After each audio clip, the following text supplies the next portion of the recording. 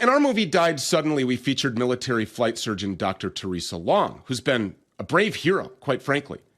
On an island virtually all alone, speaking publicly for more than a year about the explosion in miscarriages and heart problems, neurological issues for military personnel ever since the Biden regime forced this death shot onto all of them. Well, fortunately now Teresa isn't alone. Now more and more members of the military are coming forward to talk about what they've seen. Lieutenant Mark Bashaw is a preventative medicine officer with the United States Air Force. He's now come forward as a whistleblower to tell his own story about vaccine injuries and how they're being hidden from the public. Yeah, hidden from you. Most notably, Lieutenant Bashaw says the military's own database for vaccine injuries has been altering its data to hide the truth. Yeah, the database in question is DMED. That's the Defense Medical Epidemiological Database. That database tracks all injuries to all United States service members. Well, back in January of this year, Bashaw says all kinds of alarming signals appeared. More cancers, more myocarditis, more pericarditis, and so on. But since then, instead of changing course, the military has hidden the truth, overtly changing the data, while at the same time rejecting religious exemptions and kicking out members like Lieutenant Bashaw, who stood in the way of this Biden purge. We wanted to hear more about this in great detail, and to that end, Lieutenant Bashaw joins us now. Sir, thank you so much for coming. We appreciate you being here. Stu, thanks for having me. So this data is being altered. That means that somebody is actually noticing the same upticks that you and Dr. Teresa Long and others are noticing, and then because it's being spoken about, somebody with a forethought is going back in and changing this data. So at this point, how else can this be looked at other than a full-out assault on America's military? Well, I'd say it's a complete assault on humanity. It's a weaponization against humanity. But going back to the DMED database, we watched it real time. We were seeing the increases. We were noting the increases. We were communicating these alarming signals that we had in the database. And then Senator Johnson's roundtable occurs. And a week later, and no more than a week later, the data changes, right?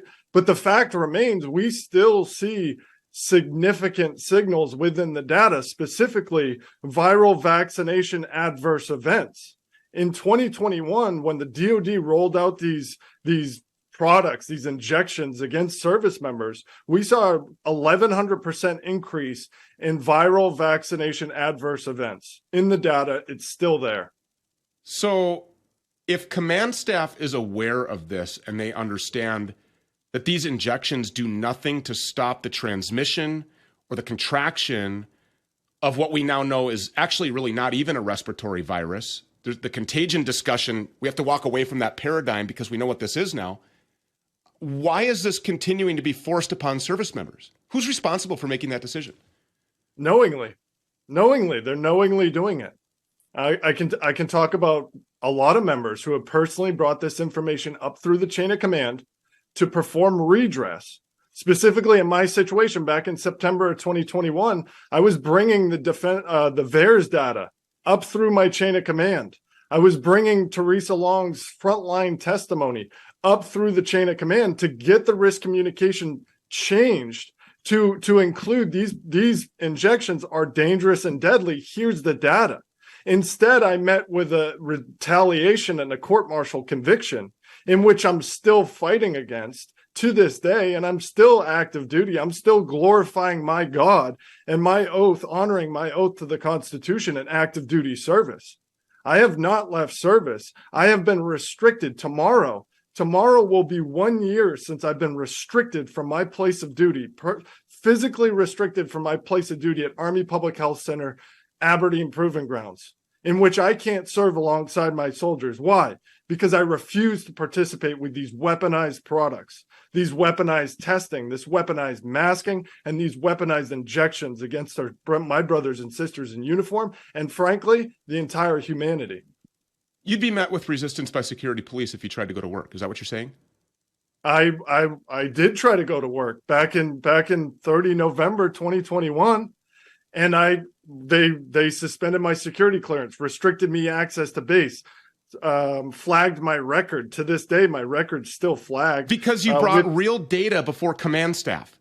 I was communicating the issues. Hey, one, this isn't a lawful order to force service members to participate with these experimental emergency use authorized products. It literally says it in the federal statutes. Service members have the option to accept or refuse participation with these products. I was bringing that up through my chain of command to try to perform redress, to no avail, just going through deaf ears. And so I was forced to show up to my place to perform my duties. I'm not a couch potato. I don't perform my duties sitting on my couch. I don't lead soldiers sitting on my couch at home. But here we are, a year later, I've been restricted from my place of duty, and tomorrow will be 1 year. Well, thank you, first of all, for coming forward and for becoming a whistleblower. I mean, the public needs to know about this data being overtly hidden and changed and altered. I don't think you have any problem speaking candidly, so I'm going to ask you to opine on this. If it's not for a lack of knowledge, and if it's not for ignorance, and if the command staff is aware of what's happening here with these injections, and they have to be because they're changing the data, then what is this exactly?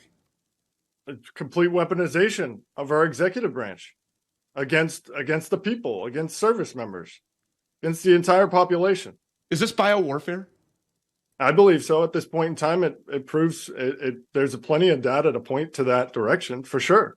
And the fact that we're not even having those discussions at a round table with other military personnel, the fact that I'm sitting here on this show just proves that, nobody's willing to have those discussions. It was court-martialed. In my court-martial, I brought up the fact that, hey, by the way, these products are dangerous and deadly. It's on my official testimony, United States versus Lieutenant Mark Bashaw. Go look it up.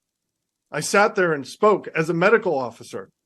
I feel it's my duty to speak up. When I see the data and when I look around, nobody else speaking up, except brave individuals like Lieutenant Colonel Teresa Long, Major Sam Sigaloff, Dr. Pete Chambers, Lieutenant Billy Mosley from the Navy, right? All these individuals bringing this up, and then what? They get crushed. They get buried in the sand. Your service to our country right now in this role on this show is probably more pivotal and important than anything that you could have done in uniform, to be quite frank. The military that we knew is no longer, is it? I consider this part of my official duties, given the fact that I went through all official channels within the Department of Defense to try to perform a redress and to try to make this information known. Now it's my responsibility to talk directly to the American people and tell them exactly what's going on.